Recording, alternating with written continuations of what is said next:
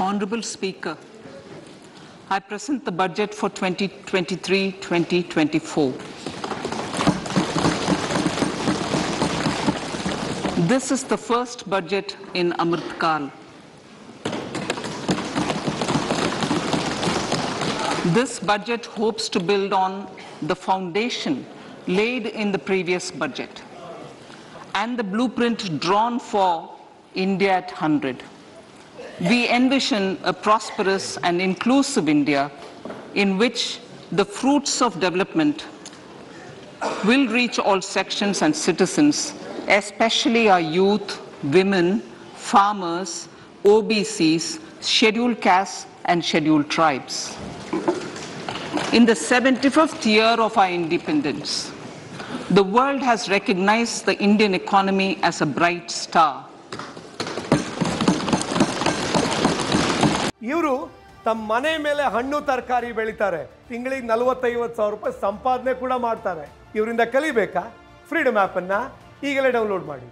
Our current year's economic growth is estimated to be at 7%.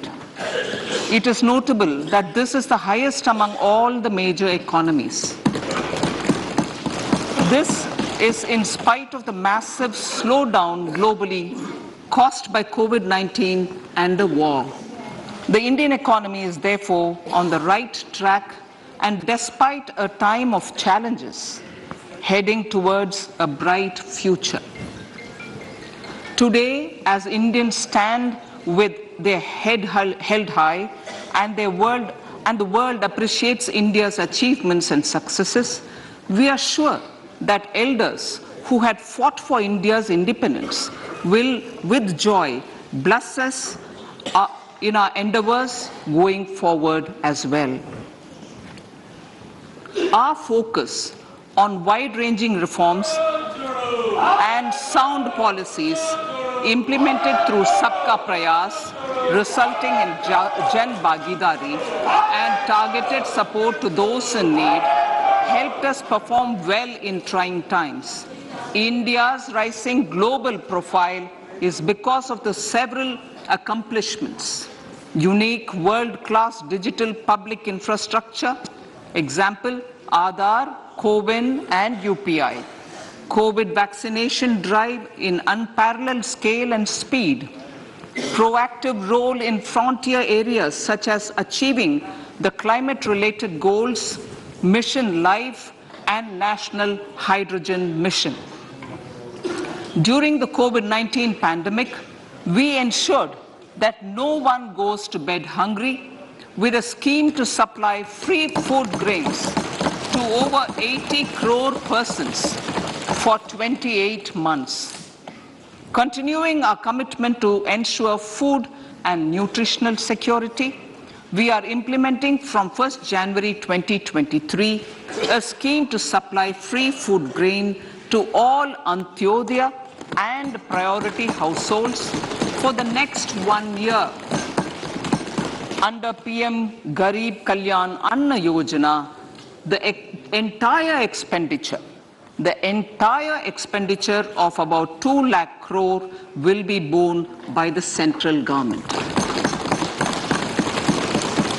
In these times of global challenges, the G20 presidency gives us a unique opportunity to strengthen India's role in the world economic order. With the theme of Vasudhaiva Kutumbakam, we are steering an ambitious, people-centric agenda to address global challenges and to facilitate sustainable economic development.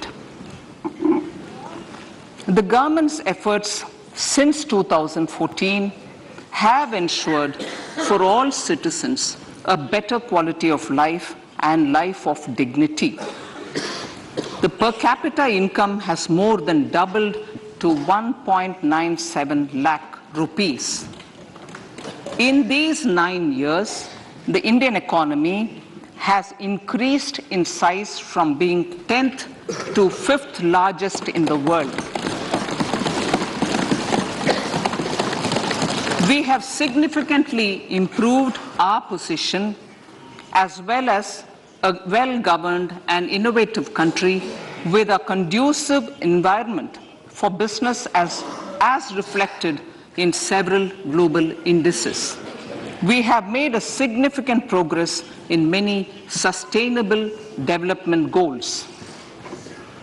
The economy has become a lot more formalized, as reflected in the EPFO membership, more than doubling to 27 crore, and rupees 7,400 crore digital payments of 126 lakh crore rupees through UPI in 2022. The efficient implementation of many schemes with universalization of targeted benefits has resulted in inclusive development.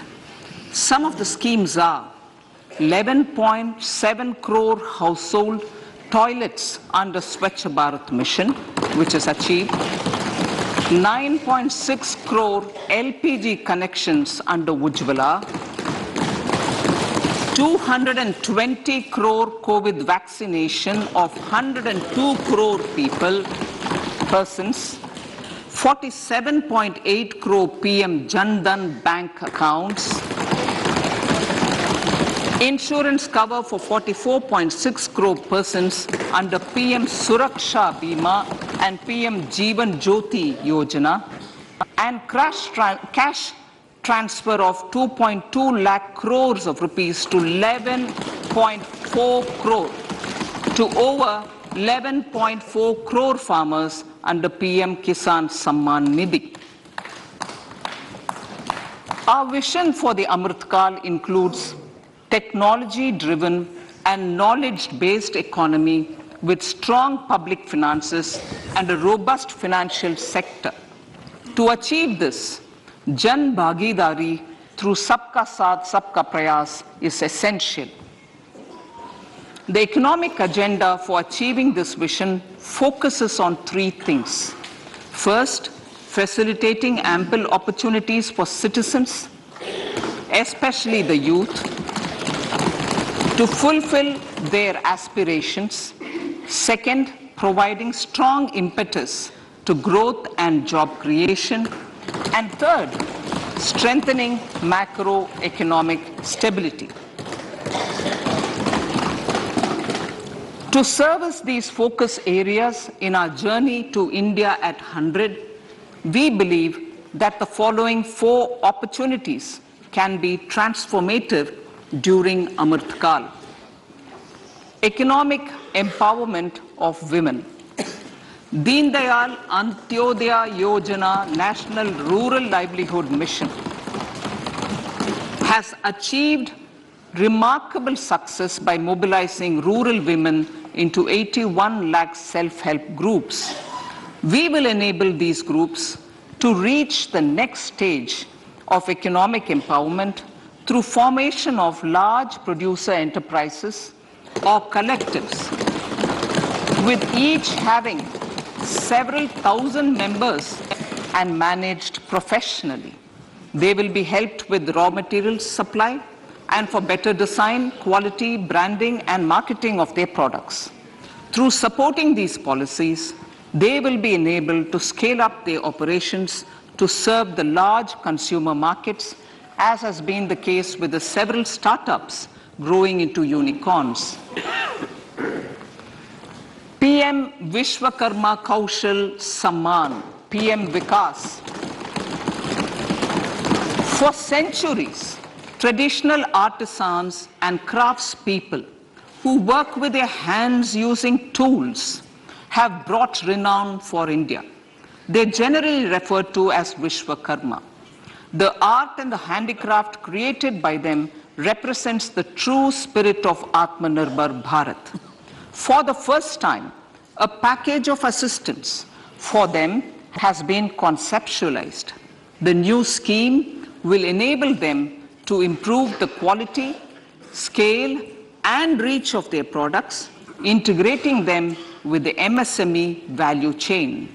The components of this scheme will include not only financial support, but also access to advanced skill training, knowledge of modern digital techniques, and efficient green technologies brand promotion, linkage with local and global markets, digital payments, and social security. This will greatly benefit the scheduled castes, scheduled tribes, OBCs, women, and people belonging to the weaker sections. Tourism. The country offers immense attraction for domestic as well as foreign tourists. There is a large potential to be tapped in tourism. The sector holds huge opportunities for jobs and entrepreneurship for youth in particular. Promotion of tourism will be taken up on mission mode with active participation of states, convergence of government programs, and public-private partnerships. Green growth. We are implementing many programs for green fuel, green energy, green farming, green mobility, green buildings, and green equipment, and policies for efficient use of energy across various economic sectors. These green growth efforts help in reducing carbon intensity of the economy and provides for large-scale green job opportunities.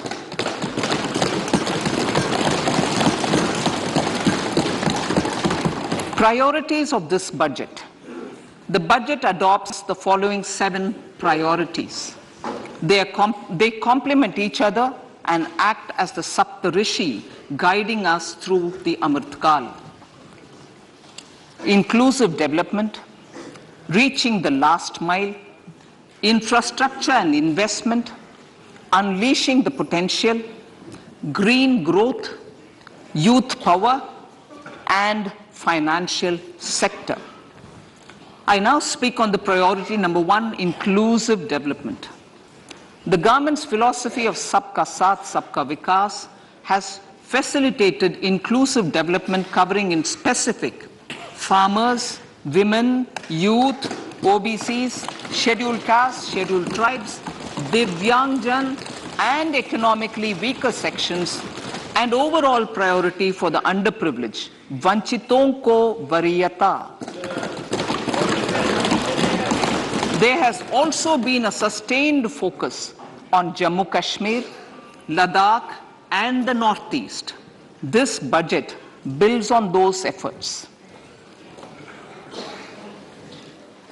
Digital public infrastructure for agriculture.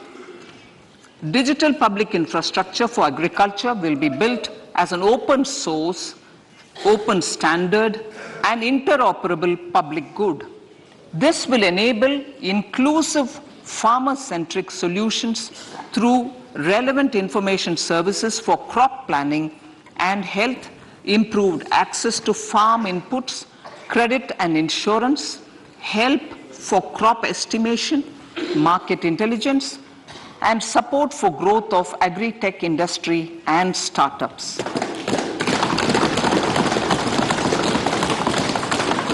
An agriculture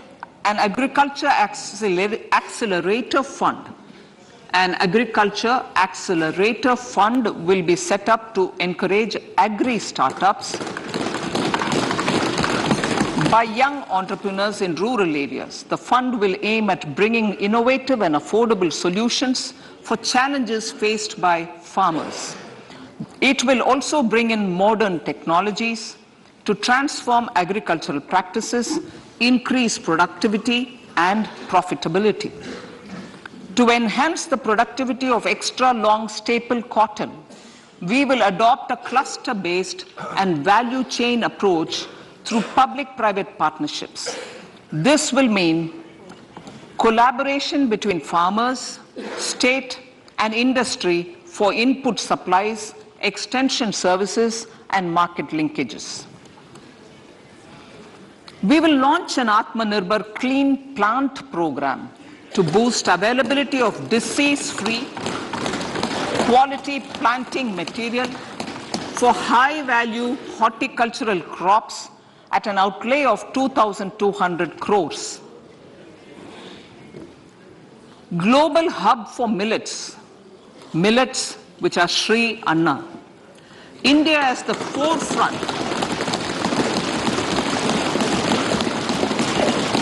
India is at the forefront of popularizing millets, whose consumption furthers nutrition, food security, and welfare of farmers, said the Honorable Prime Minister. We are the largest producer and second largest exporter of Sri Anna in the world. We grow several types of Sri Anna, such as Sri Anna Jowar, Sri Anna Ragi, Sri Anna Bajra, Sri Anna Kutu, Ramdana, Kangni, Kutni, Kutki, Kodo, China, and Sama. These have a number of health benefits and have been an integral part of our food for centuries. I acknowledge with pride the huge service done by small farmers in contributing to the health of fellow citizens by growing these Sri Anna. Now, to make India a global hub for Sri Anna, the Indian Institute of Millet Research, ideally Indian Institute of the Sri Anna Research, Hyderabad, will be supported as the center of excellence for sharing best practices, research, and technologies at the international level. The agricultural credit target will be increased to 20 lakh crores with focus on animal husbandry, dairy, and fisheries. We will launch a new sub-scheme of PM Matsya Sampada Yojana, which is an existing scheme, but we'll launch a new sub-scheme with targeted investment of 6,000 crores to further enable activities of fishermen, fish vendors, and micro and small entrepreneurs, improve value chain efficiencies, and expand the market. For farmers, especially small and marginal farmers and other marginalized sections, the government is promoting cooperative-based economic development model. A new Ministry of Cooperation was formed with a mandate to realize the vision of Sahakar Se Samriddhi. To realize this vision, the government has already initiated computerization of 63,000 primary agricultural credit societies with an investment of 2,516 crores. In consultation with all the stakeholders and the states, model bylaws for PACS were formulated, enabling them to become multi-purpose PACS. A national cooperative database is being prepared for countrywide ಇವರು ತಮ್ಮ ಮನೆ ಮೇಲೆ ಹಣ್ಣು ತರಕಾರಿ ಬೆಳಿತಾರೆ, ತಿಂಗಳಿಗೆ 40-50 ಸಾವಿರ ರೂಪಾಯಿ ಸಂಪಾದನೆ ಕೂಡ ಮಾಡ್ತಾರೆ. ಇವರಿಂದ ಕಲಿಬೇಕಾ? ಫ್ರೀಡಮ್ ಆಪ್ ಅನ್ನು ಈಗಲೇ ಡೌನ್ಲೋಡ್ ಮಾಡಿ. Mapping of cooperative societies. With this backdrop, we will implement a plan to set up massive decentralized storage capacity.